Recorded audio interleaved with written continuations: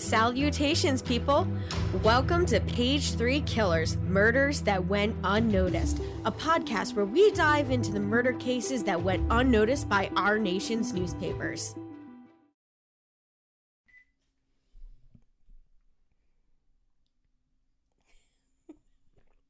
You didn't count down. Yeah, I'm sorry. Hello, everyone. Hi, Shay. Hi, John. Hello, everyone. Hi, guys. Welcome back. Well, welcome to Page 3 Killers, Murders That Went Unnoticed, Season 2, Episode 32. Yeah, so we are more than halfway through our season. We got some good stuff in store. Well, some interesting cases anyway. And I'm always tweaking and looking for new stuff and trying to get, what everybody likes to listen to.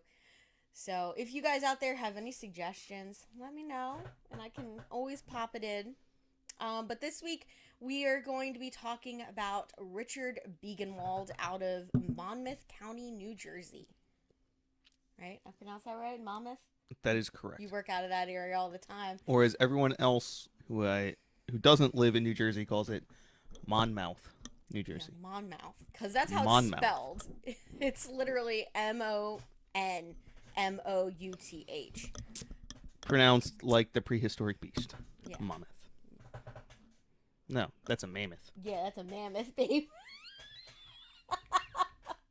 Oh my goodness. It's okay. We just went and had a workout. John hasn't had his coffee yet this morning. He's drinking it right now in case you guys haven't noticed. And it is Labor Day, right? We're recording this on Labor Day. It is Labor Day. And so today we're going to be talking about Richard Biegenwald. Next week we're going to have a two-parter, so it's going to be over 2 weeks. Sorry guys, but that case, there was so much information, and that comes out of England, that case. So we're sticking close to home this time, and then we're going to skip over across the pond to England for the next one. Now, before we get too far into the case today, I just want to give huge shout outs to our patrons on Patreon. Christy Bryson, Chelsea Hargrett, and Stacey Fragale. Thank you guys for donating on Patreon. If you guys out there want to support the podcast, help us make it better, you can always like, share, subscribe, get our podcast out there to other people, recommend us to other people that like to listen to true crime. Or you can hit us up on Patreon and donate as little as $1 a month. And that link will be in our bio. Facts. Yeah. And we just made some changes to our Patreon. So every Tuesday, if you join on Patreon, every Tuesday you will have You'll have early access. Yeah, early access to the episode for that week. And I'm working on trying to get some minis and stuff like that up there. So there will be extra content. But we got to record it. Got to find the time, guys. All right. So before we start the news, I just wanted to give you guys a little brief intro into our topic today. So we're going to be talking about Richard Biegenwald.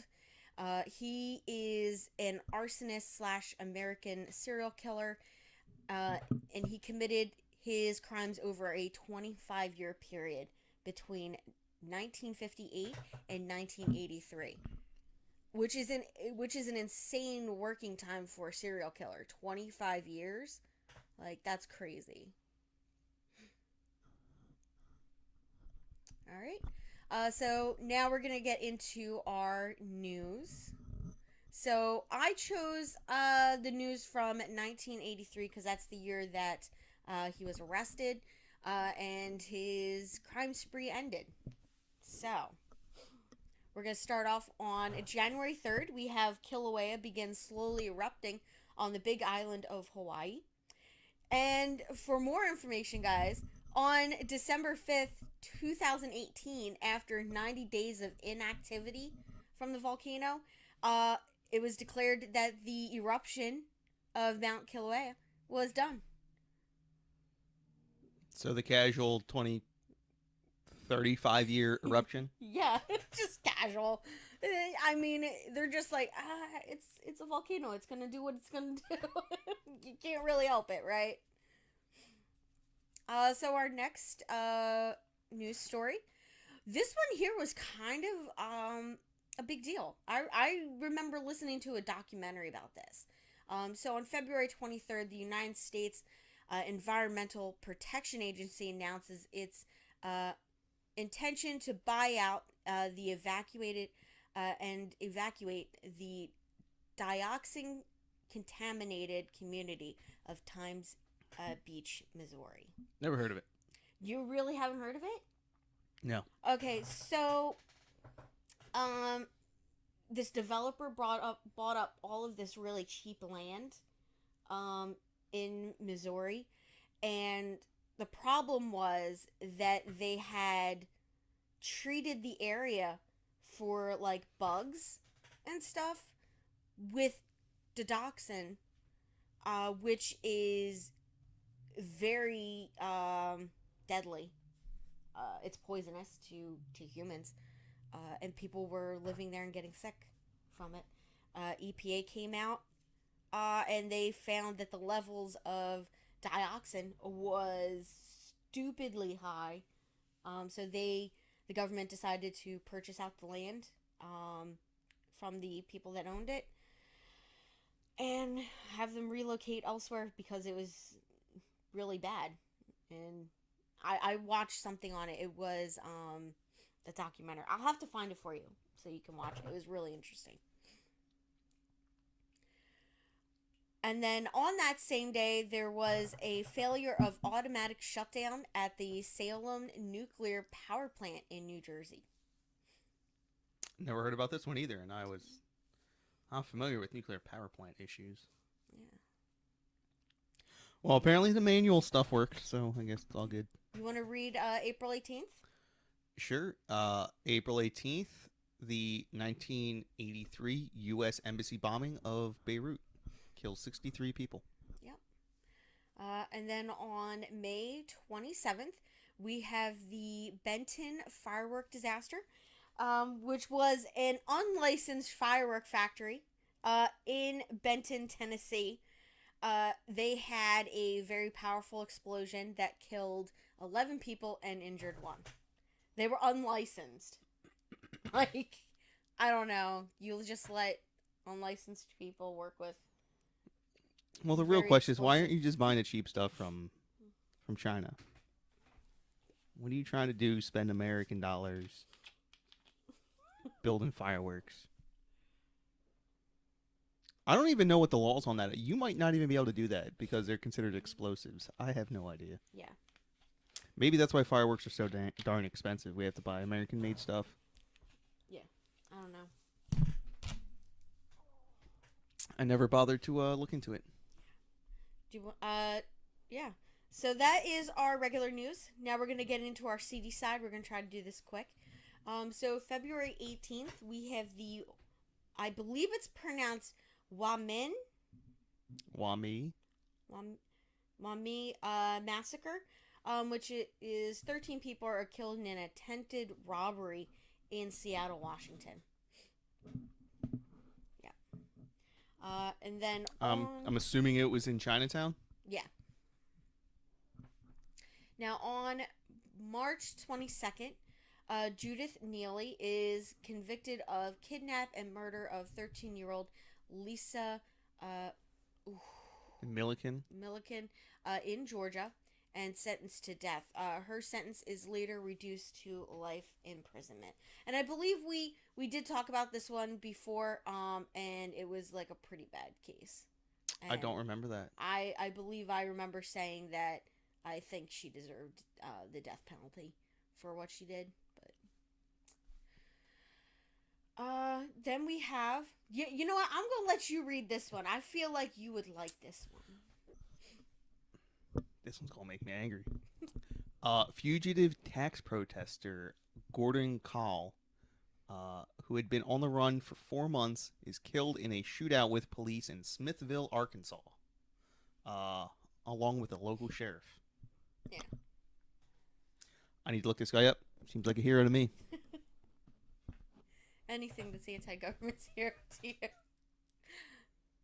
All right. So now we're going to get into the early life of Richard Biegenwald, since we have talked about the big cases that kind of overshadowed. I mean, there was a lot of cases, like a lot of news stories that like overshadowed this, but I mean, hey. So, Richard Biegenwald was born on August 24th, 1940, in Staten Island, New York, to Sally and Albert Biegenwald. Now, he had a very turbulent childhood. His father was, an alcoholic, was very abusive, would beat his kids. Now, at the age of 5, Richard set fire to their home and was sent for observation at a Rockland County psychiatric center. By the age of 8, Richard was drinking and gambling, like any 8-year-old should be. 8 years old? How good could you possibly be at gambling? I know. I mean, is it dice? Is it cards? I couldn't find out exactly what kind of gambling he was doing. I don't know. Maybe he was like putting money down on jacks. I don't know. This reminds me like of a little. It's probably a TikTok or whatever, but oh, what's his name? The This Is Russia guy. Oh, Bert Kirshner. So yeah, if you just look up Bert Kirshner daughter gambling, like it's a nice little skit. It's not even a skit. Like he's just telling a story about how we got a call from his school, and his daughter was suspended for playing dice at 11 years old. But was that Isla? I have no idea. Yeah. All right. Yeah, so at age 9, he underwent electroshock therapy in New York's Bellevue Hospital for schizophrenia. Like, I don't even... 9 years old? That's a little young for schizophrenia to be on set. Usually that hits in, like, your teens. It was probably all the drinking he was doing. Yeah, probably. I mean, and then electroshock therapy to treat a 9-year-old? That just seems ridiculously unnecessary. So I'm like, okay, no, this kid's got like ADD, and they didn't know what it was at that point, and they were just like, oh man, this kid's possessed by the devil. And well, later on in life he probably is. Now, after his therapy, Richard was placed in the state training school for boys in Warwick, New York. Now, during his years there, he was accused of theft and inciting other inmates to escape. Listen, it's a state training school, and you refer to the students as inmates, babe. Sounds about right. Yeah. I mean, now during trips to his mother's in Staten Island, he would usually steal money from her, like that kind of stuff, just get into trouble. Now, when he was 11 years old, he set himself on fire in his mother's home. And around this time, his doctors said that he expressed interest in death. Now, at age 16, he graduated from the 8th grade and was released from the training school to attend high school. Now, Richard dropped... Imagine being 16 years old and you haven't even hit high school yet. Yeah, that's emotionally stunted, to say the least. Yeah. So not only like did he probably receive a below par schooling, yeah, like so far they haven't done anything to help him whatsoever. So once he gets into high school, he's only there for a few weeks before he's like, fuck this, I'm not doing this shit. He drops out. Now, soon after dropping out of school, he went to Nashville, Tennessee, where he stayed there for 2 years. Unfortunately, he got up into his, same shit, alright? So, Richard stole a car in Nashville and was arrested in Kentucky by federal agents for transporting a stolen car across state lines. And then he was returned to Staten Island in 1958. I'm pretty sure he served a jail sentence in between stealing that car and being returned to Staten Island. Probably like Probably 2 years. Yeah.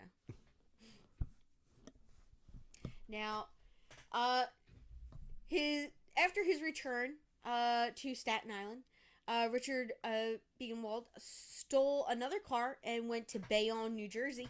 I don't know anybody who would want to go to Bayonne, New Jersey. I've never been there. Is Bayonne bad? I don't know. I've never heard of anybody being like, "Oh, I'm gonna go on a trip to Bayonne." Well, I don't think he was going there on a trip. Yeah, I wonder what he was like going there. I mean, it's across the river from New York City. It's one of those like New Jersey but not New Jersey towns. Okay, yeah. Now, once in Bayonne on December 18th, 1958, Richard Biegenwald robbed a grocery store with an accomplice, Frank Spurdoff, where he shot and killed the proprietor, 47-year-old Stephen Saldowski. Saldowski? Sladowski. Sladowski. Okay, yeah. Now on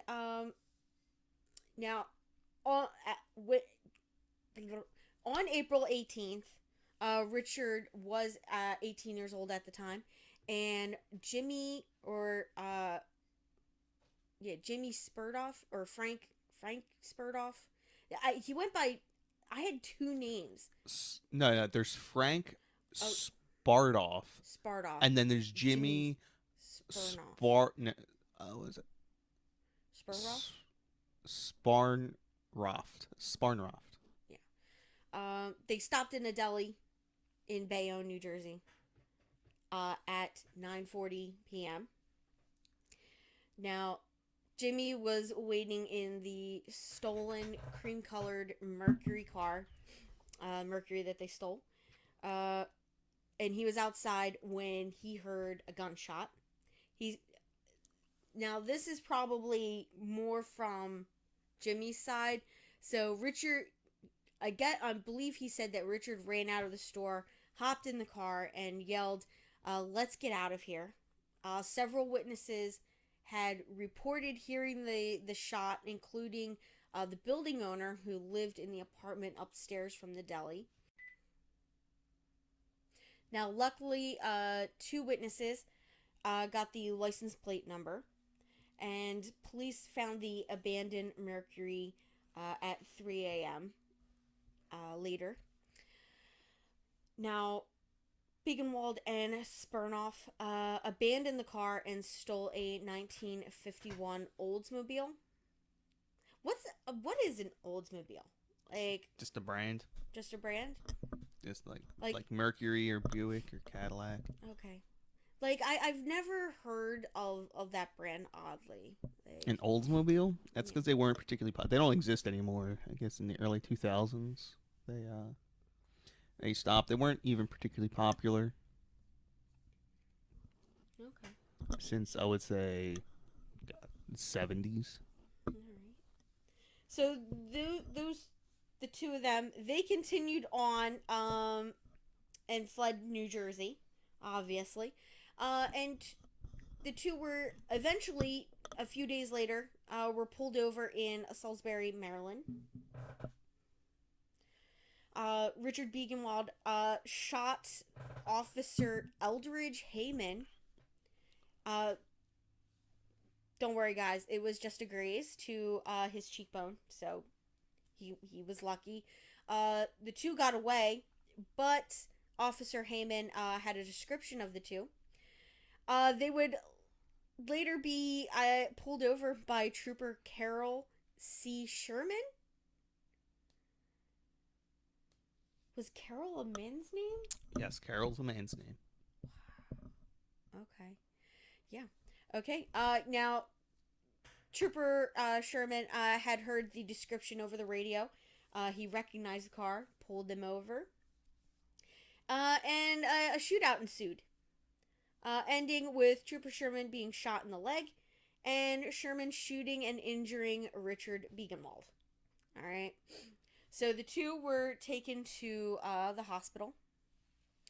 Spurnoff told the police everything, and Richard Biegenwald gave a statement, probably a brief one. It was determined that Spurnoff was not the shooter, and that Richard received a life sentence for Stephen Slotowski's. No, I'm so sorry. I keep butchering that last name. He was given a life sentence for his murder. The shop owner's murder, yes. Yeah. And Jimmy Spurnoff, received 25 to 30 years. Now, Richard Biegenwald was evaluated in prison, and there isn't any indication that he was treated for schizophrenia in his records, considering he had schizophrenia when he was a kid. He's still a kid, technically. He's like in his teens right now. He's still only 18 years old, yeah. Yeah. So, however, he did gain experience as a painter, a machinist, and a dental assistant while in prison. All worthy pursuits, right? I guess. Now, Richard was released from prison on June 24th. I mean, he got a life sentence, and he was released on good behavior after 17 years. So he was released on June 24th, 1975. Like, on a life sentence. That's not too bad. He's only like 35 years old at the time. Yeah. And then he went to live in Staten Island with his mother. Yeah. So that was his first murder, guys. I feel like 17 years for murder, when you got a life sentence, it's not too bad. Probably should have been a few more years, because then we might not have had this happen. But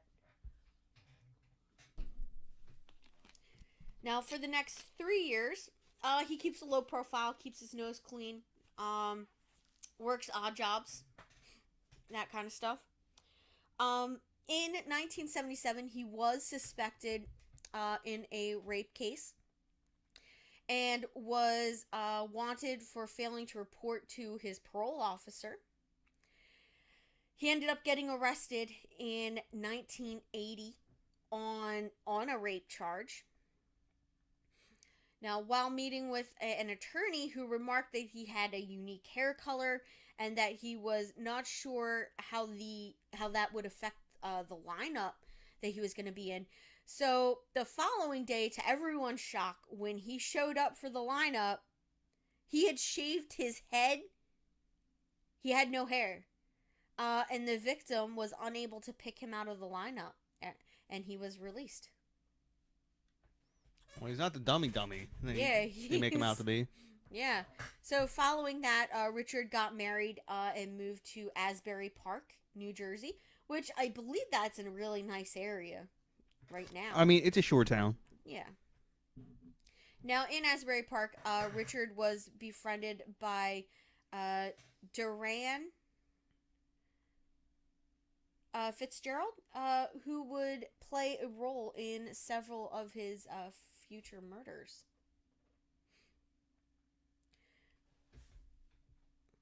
What do you want from me? I'm looking up pictures of this guy. Yeah. I mean, I wouldn't call him handsome. No. Yeah. Like, look at that. He just... an ugly mug. I don't know. I mean, I definitely wouldn't trust him. He's pretty average looking. Yeah. I mean, most serial killers are. I mean, to me, they're not good looking at all. I mean... okay, so... people said, oh, like, Ted Bundy looked good. He had a fucking unibrow. Man did not look hot. Like, are you kidding me? It was the standard, though, I guess. They had to look I was going to say, yeah, you didn't... You didn't live in the 1970s. Well, even into the 80s, you had the Night Stalker Richard Ramirez. He was fugly looking. Like, Oh yeah, see, but Ted Bundy had that jaw. He had a jawline.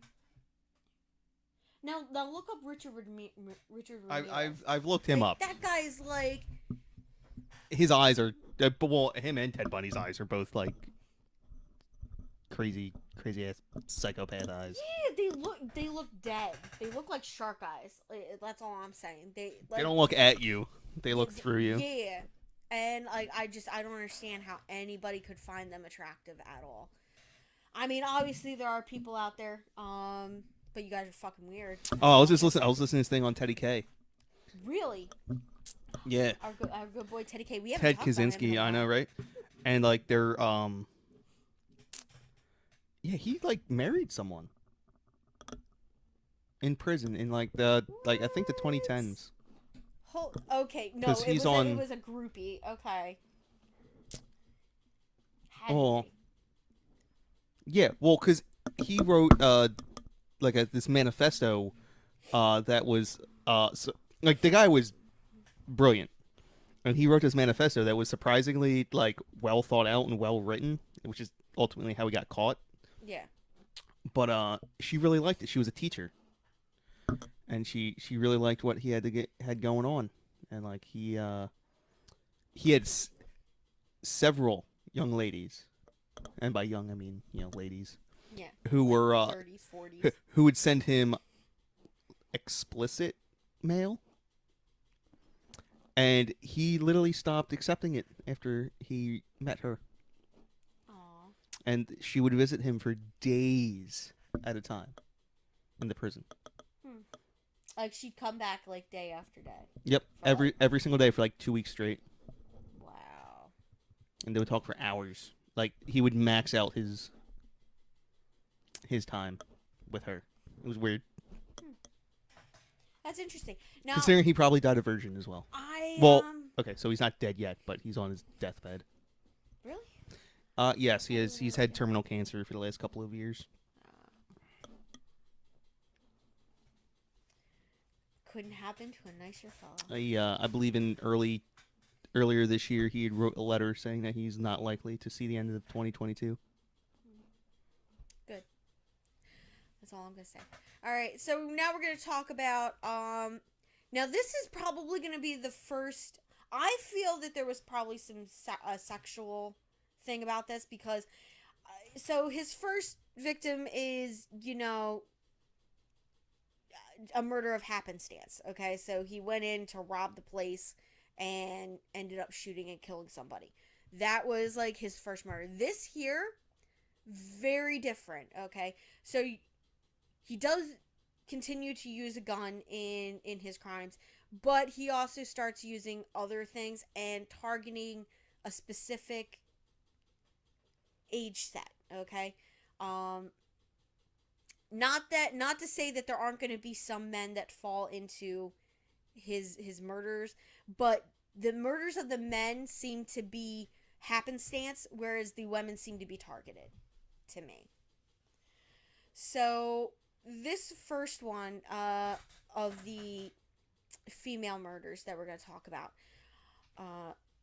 starts off like this. So on Friday, January 14th, 1983, two boys playing in the woods off of Highway 35 near a Burger King found a body.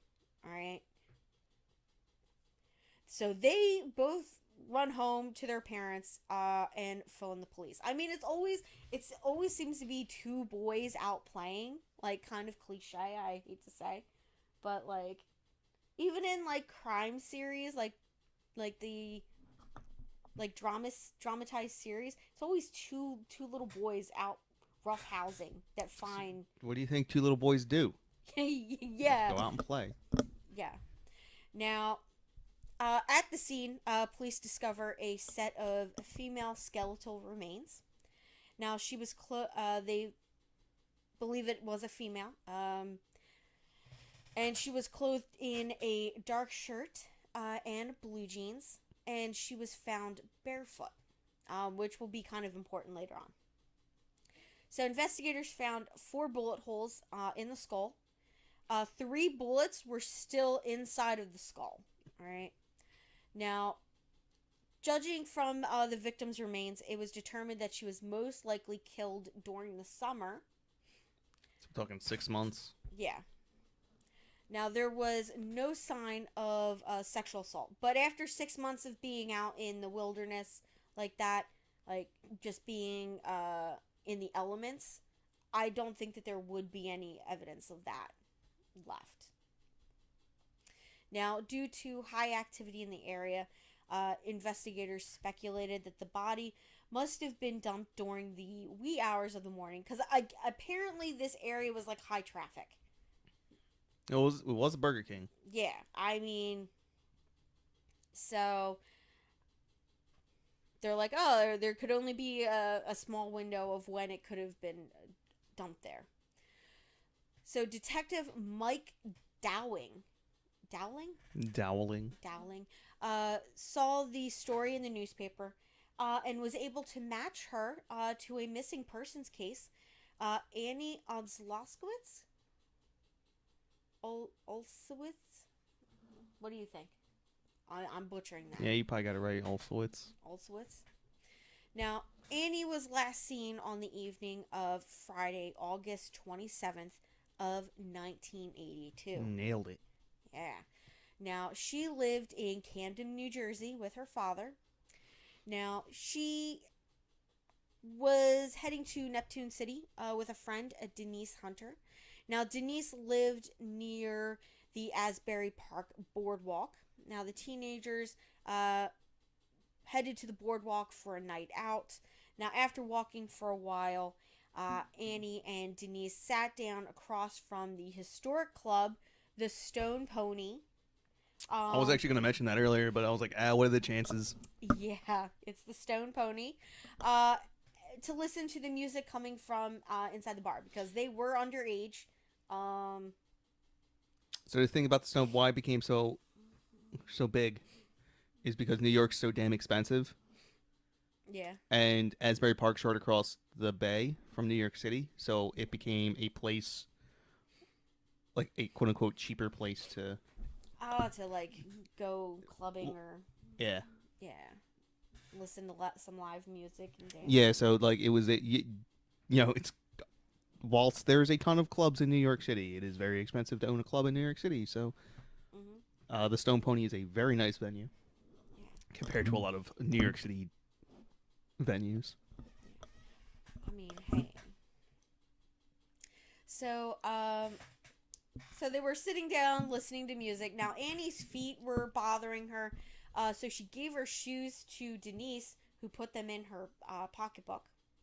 Now, Denise needed to use the restroom, so rather than use the public restroom, I guess she had a thing against public restrooms, she decided to make the journey back to her uncle's house, and then she was going to come back, and they were going to hang out there in front of the Stone Pony a little bit longer. So the last time Denise saw Annie, she was sitting across from the Stone Pony where she left her. Now, when Denise returned, not too much later, Annie was gone. Now, after ruling out both Denise and a man known as the No Block, which I'm guessing is a homeless person that was living right in that area, the police basically said Annie's case went cold. Now, after Detective Dowling contacted police about the remains, the police contacted Annie's family for her dental records, and they were able to confirm the remains were Annie's. Now, Richard had found the young woman walking down the boardwalk in Asbury Park, and he had lured her into his car. Now, a friend of Richard Biegenwald's wife went to police after she said he showed her another young woman's body that he had hidden inside his Asbury Park home's garage. Now, that witness would be known as a 22-year-old named Teresa Smith. Now, she's the one that contacted police about Richard Biegenwald. Now, she said that Richard had showed her the body of a young girl in his garage, which, when she gave the description, had matched the description of Annie. Now, she says that the girl was wearing unzipped pants and a dark shirt and was barefoot. So, Teresa Smith worked with Richard Biegenwald's wife, Diane, at a jewelry store. He was married? He was married, yeah. He married and moved to Asbury Park. Remember? I don't remember you saying that. Yeah. You know, after... I wonder if she knew, like, that he murdered somebody before. Like... I mean, probably not. I guess there's some ladies with some real low standards, but... Or, you know... Or maybe they find it sexy. He plays it off as, like, oh, man, it was just an accident. Well, I guess she probably knew he was in jail, so... Yeah. I mean, because how are you going to explain a 17-year gap in your work history? I was on leave. The job market was rough. Yeah. Just did odd jobs, cash under the table, I guess. Now, Teresa became friends with Diane and moved into the couple's home in June of 1982. Now, Teresa Smith alleged that she had a sexual relationship with Richard.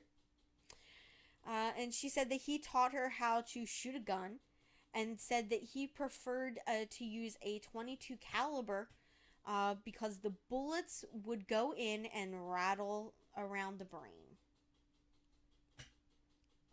That is not true. Yeah.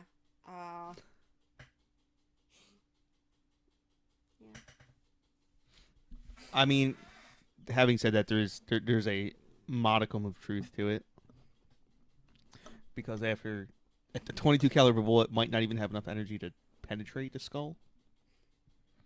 A lot of times it'll enter beneath the skin and go around the head, because it just doesn't even have enough energy to break your brain, to break your cranium.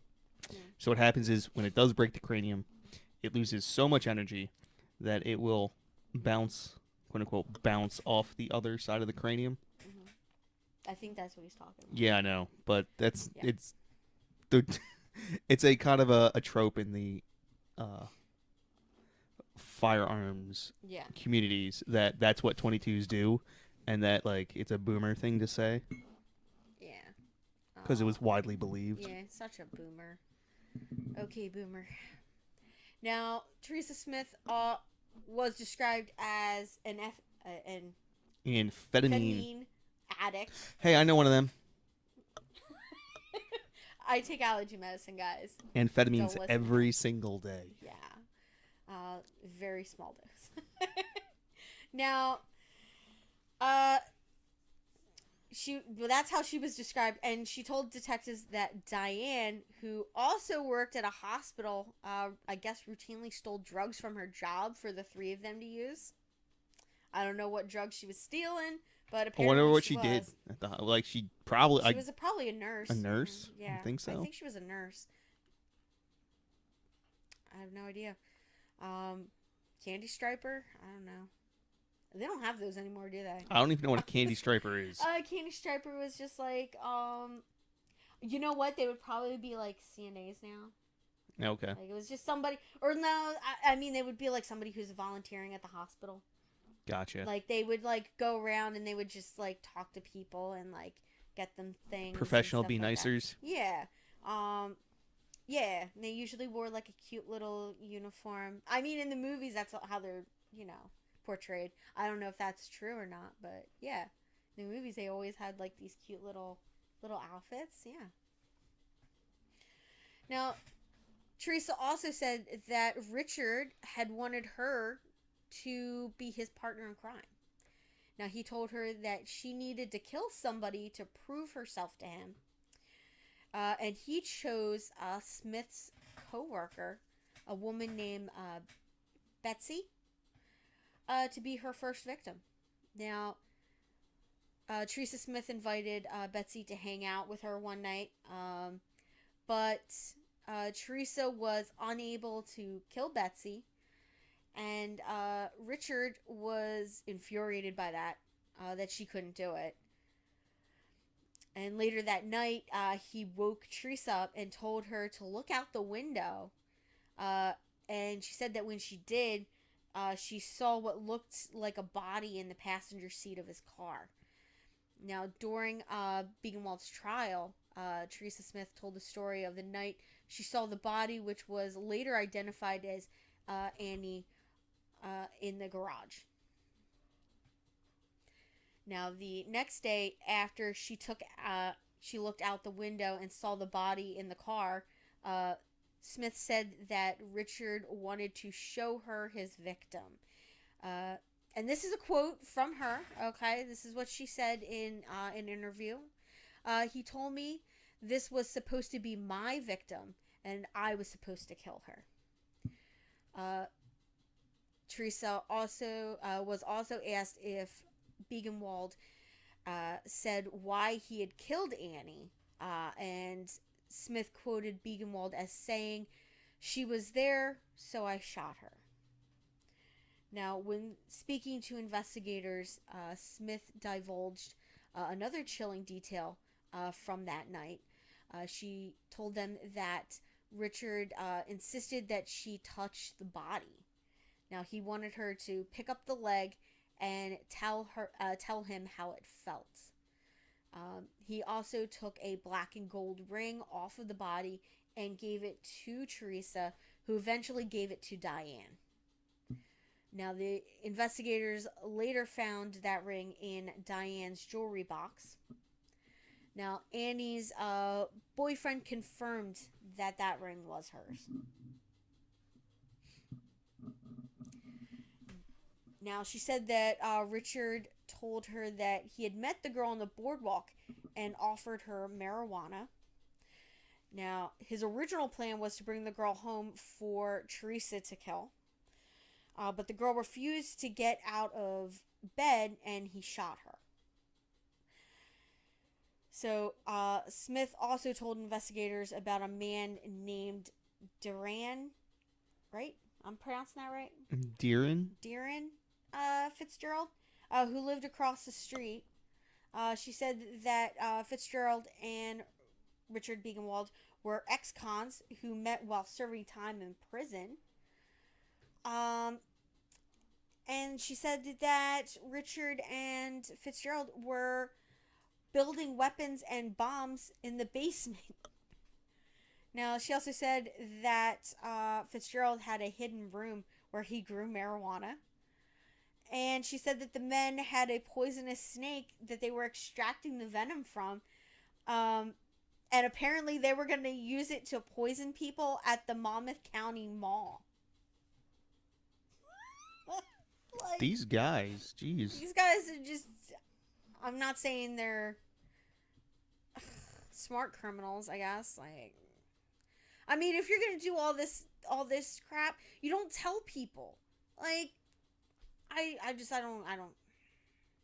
I mean, he got away with his crimes for 25 years. So, I mean, this is just the one that's going to lead to his arrest. Now, police surrounded Biegenwald's home on January 22nd, 1983. Now, the police lured Richard Biegenwald out of his house using a ruse, and when he stepped off his back porch, he was grabbed by several officers. Fitzgerald saw the commotion and hid himself in a secret room in his home with several weapons. Now, police located the room, and after threatening to shoot through the wall, he did surrender because he valued his life more.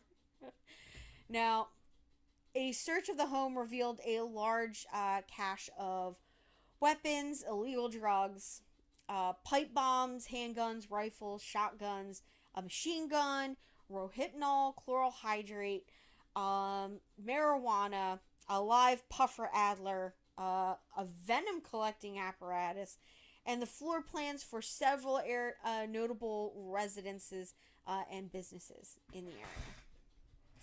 So yeah, looks like they got caught just in time.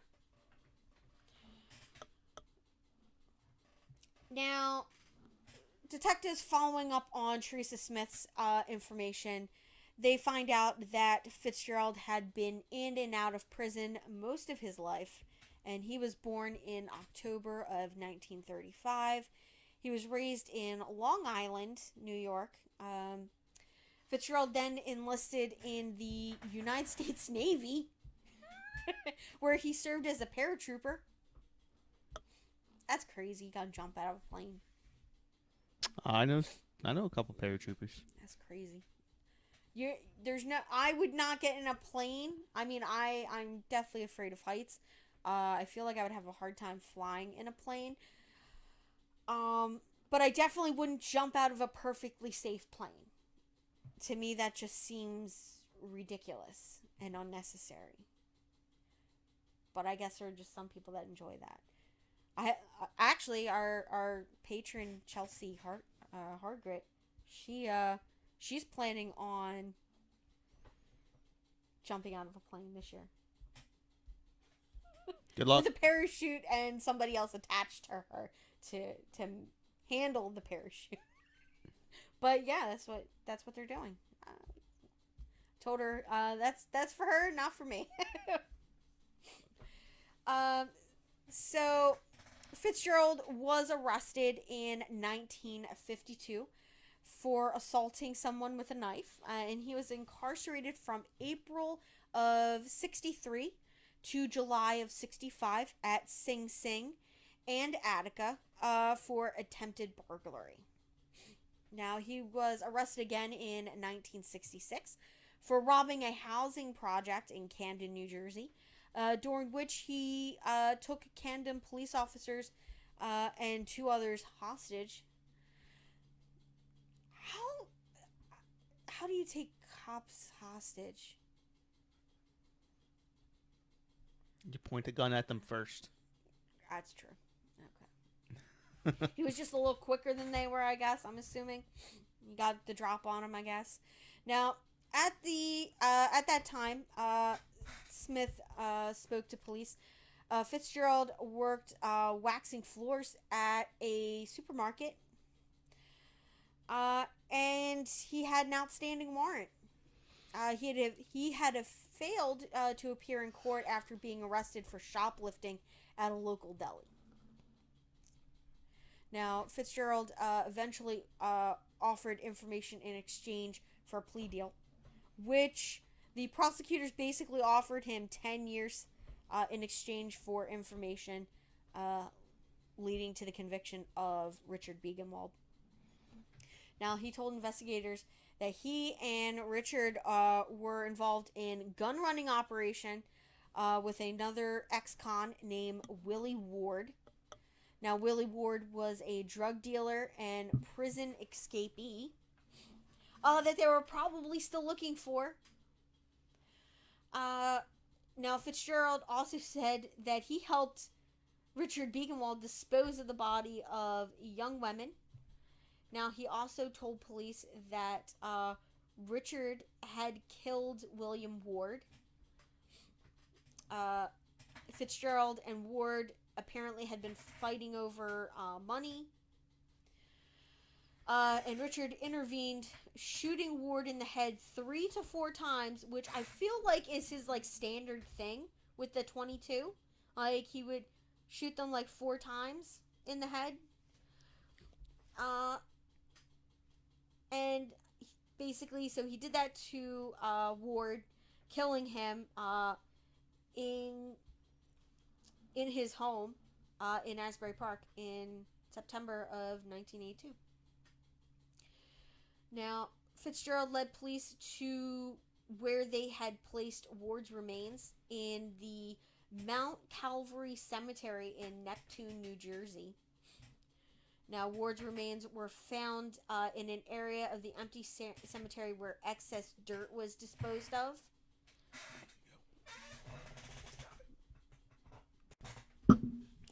All right.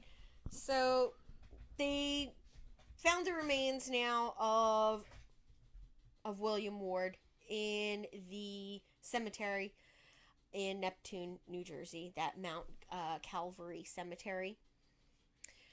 Now, the police found that he had been shot in the head, of course, which was Richard Biegenwald's sort of his MO. That's what he do. Yeah. Now, Fitzgerald also told investigators about other murders. They were like, other murders? You mean more than the 2 plus the one he got convicted on murders? And he's like, yeah, several. So Fitzgerald told police that he had helped Richard transport another body to his mother's house in Staten Island and buried it in the basement. Now, Fitzgerald went on to say that while he was digging in the basement, he exhumed another body. And that Richard said that he had buried, that there sometime before. Now, Fitzgerald led police to 3 other bodies in addition to the 2 buried in Staten Island. So, Fitzgerald led the investigators to those 3 bodies. One of them would be identified as Betsy Bacon. One would be named Maria Salela? Salela? What do you think? Cialea? Assuming she's Spanish. And Deborah Osborne. All age 17. So Betsy's remains had been buried in Tinton Falls, New Jersey. Maria and Deborah were buried in Biegenwald's mother's backyard, or her basement in Staten Island. Now, Maria was the first one to disappear, and she went missing on Halloween night of 1981. She left her house in Brick, New Jersey at 6 p.m. Now, she had been last seen by a patrolman who saw her walking along Route 88. Now, he was on a call and intended to stop and offer her a ride when he got back. Now, when he returned after that call 10 minutes later, she was gone. Now, she was later found shot and dismembered in Sally, who is Richard Biegenwald's mother's house, where she was buried. Betsy Bacon of Seagrett, New Jersey, vanished 1 week before Thanksgiving in 1982. On Saturday, November 20th, Betsy had gone out to buy cigarettes at 11 p.m. Now, her family woke up the next morning and found that she had never returned.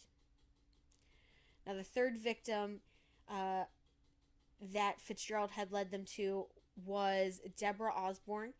Now, she had been seen hitchhiking with a friend on Route 88. Now, the 2 women were heading to Idle Hour Bar in Point Pleasant, New Jersey. Point Pleasant's nice. I like Point Pleasant. Now, Biegenwald lived near the bar at the time. Now, while at the bar, Deborah's friend went to the restroom where she had seen, when she had returned from the restroom, Deborah was gone. Now, Betsy, like Maria, had been shot in the head. Now, Deborah, unlike the others, had been stabbed 21 times in the abdomen and chest. And she had been buried on top of Maria's body at Richard Biegenwald's mother's house.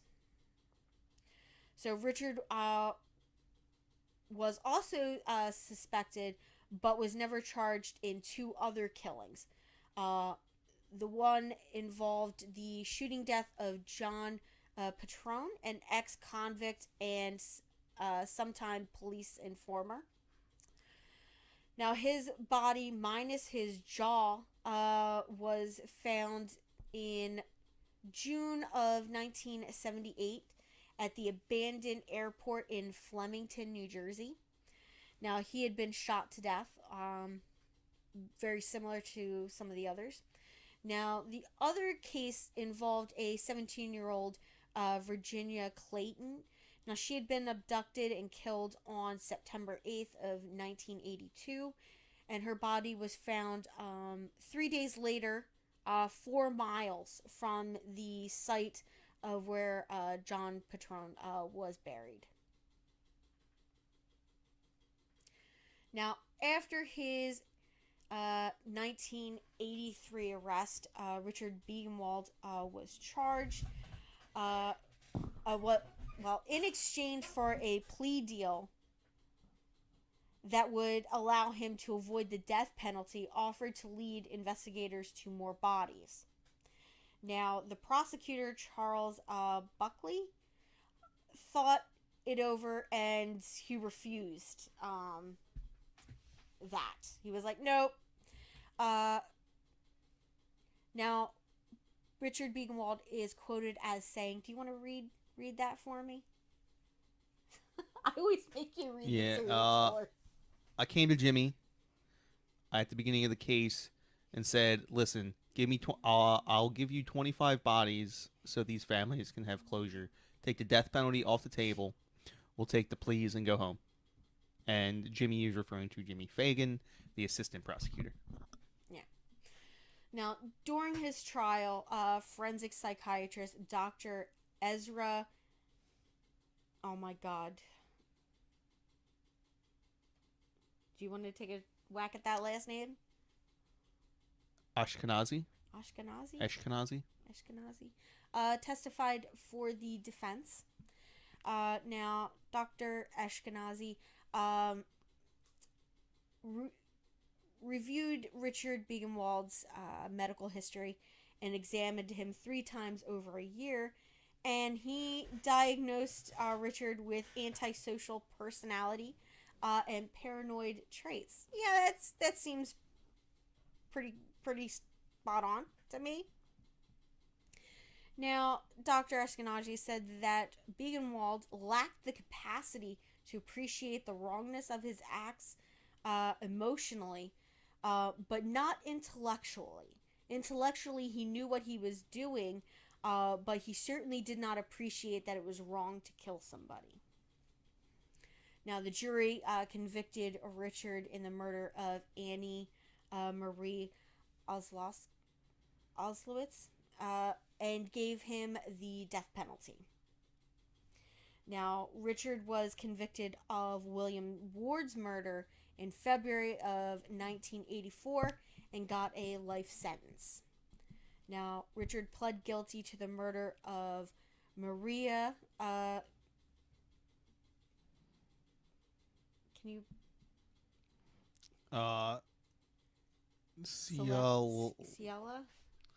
Cialea, and Deborah Osborne in September of 1984. And for those, he received a 30-year sentence for each murder. So he's got a death sentence, a life in prison, and 2 30-year sentences. Now, after a jury determined errors in the jury selection process, Richard was retried for the murder of Annie. And in 1993, when the jury couldn't reach a decision, the court sentenced Richard to life without the possibility of parole after 30 years. Or with the possibility of parole after 30 years. Now, later that year, Richard pled guilty to Betsy Bacon's murder. And Richard Biegenwald's attorney, Lou Diamond, recalled that Biegenwald claimed that he had killed more than 100 people. Okay, that's just... I don't believe that for a second. That's just too out there. I mean, over 25 years... It's only 4 per year. Yeah, I don't think 100 people dying would go unnoticed in New Jersey. It's not that big of a place. Like, now, he told his attorney that he used to try out his altered handguns with a silencer on prostitutes. Oh, okay, maybe. Because cops didn't really investigate those very hard. Richard further claimed that he disposed of the bodies off Sandy Hook, where the crabs would eat them. Huh.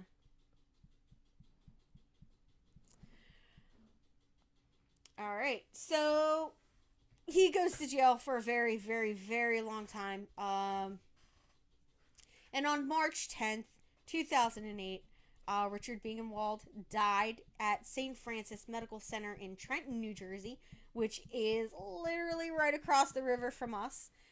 It's also literally right across the street from Trent High School. Yeah, which is insane.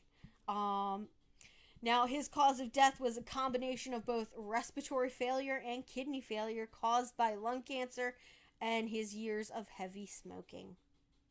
Couldn't happen to a nicer fellow. Fortunately, they probably would have given him pain medication. Yeah, probably.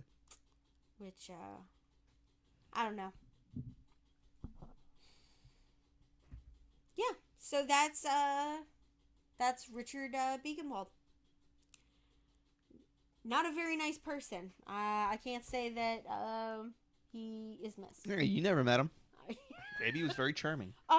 I did listen to. Okay, so I listened. I watched a like it wasn't a documentary. It was like somebody doing like a podcast like us, about this guy, and they had like a quote from his mother in there, and I was just like floored. Oh, I'm sure She his was mother like- was a she was lovely like- young lady as well. She was like she's like, I don't believe he did it. Like, Oh God, yeah. See, told you. She was like, he's just my little boy, kind of thing. Like it was like a really weird thing for her to say. Like, now I'm not saying that that's what 100% what she said. I'm not giving like a quote or anything. I'm just saying that what she said was like, she basically didn't believe that he was guilty, and that if he did do anything wrong, it wasn't his fault, kind of stuff. Like, just like the general, like, she was just not present, I guess. I don't know. But yeah, she was like, he's my little boy, kind of thing. Like, it was really weird. She just didn't want to believe it. Yeah. Yeah. So, I mean, it's an interesting case. I don't think he killed more than 25 people. There's no way. I don't see him being able to pull that off and not be noticed before this.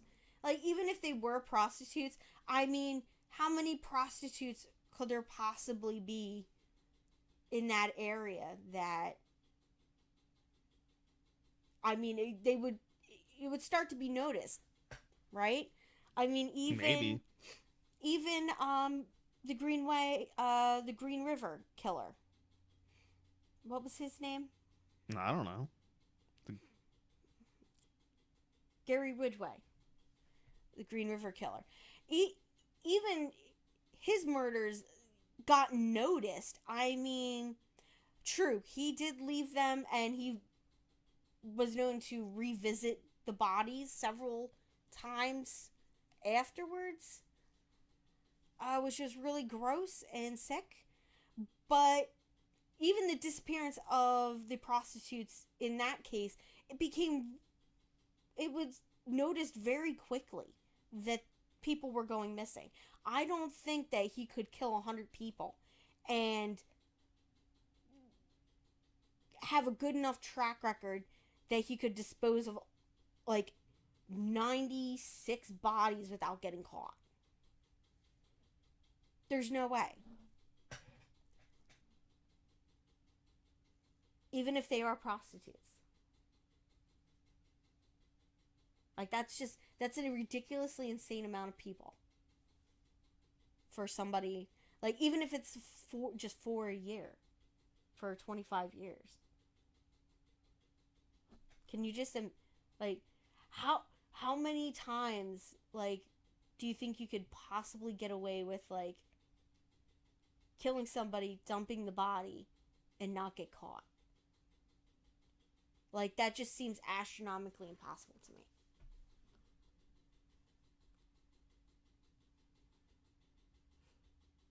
Okay. Yeah. Especially because he liked to brag. So, you saw that, like, he had to tell somebody, right?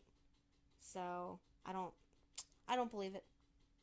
I think he killed the number that they have, and that's it. Which I think is 6 and 2. So I think it's 6 confirmed, 2 possibles. So I think that's it. But yeah, so he had a shitty childhood, and